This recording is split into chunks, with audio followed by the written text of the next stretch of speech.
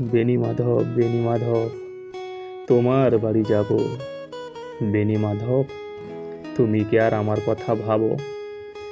বেণী মাধব, মোহন বাঁশি তমাল তরুমূলে বাজিয়েছিলে আমি তখন মালতী স্কুলে।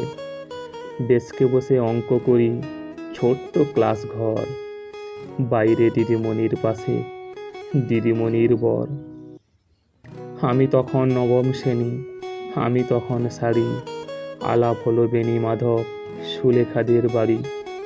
বেণী মাধব, বেণী মাধব, লেখাপড়াই ভালো, শহর থেকে বেড়াতে এলে আমার রং কালো।